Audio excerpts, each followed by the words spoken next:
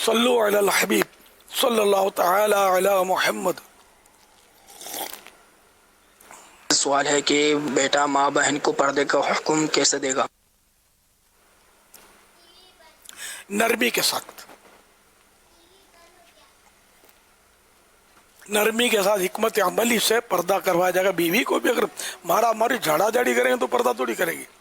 حکمت عملی پردے کے بارے میں سوال جواب ہے، اس میں سے خاص خاص باتیں پڑھ کے ان کو سنائیں اور رو رو کے سمجھائیں، یہ بھی ہو سکتا ہے۔ وہ شور کر کے سمجھائیں گے تو کبھی بھی سمجھ میں آنا یہ بہت مشکل ہے۔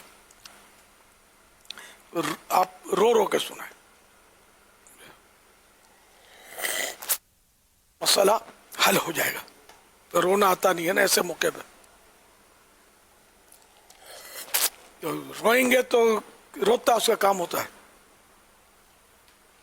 ورنہ گھر میں جھگڑے ہوں گے۔ آپ سمجھانے جاؤ گے تو فیشن اتنا عام ہو گیا ہے کہ ہو سکتا ہے کہ گھر میں آپ کے مخالف ہو جائیں۔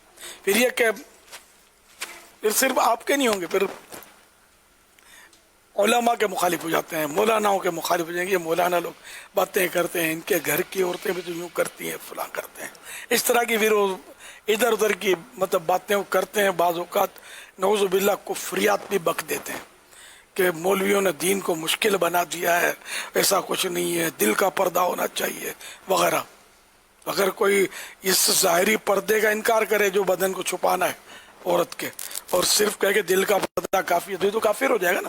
کہ قرآن کا انکار کیا؟ قرآن کی کئی آیتیں کہ جو یہ ظاہری بدن چھپانے کا، پردہ کرنے کا حکم دے رہی ہیں۔ صلو علی الحبیب صلی اللہ تعالی علی محمد۔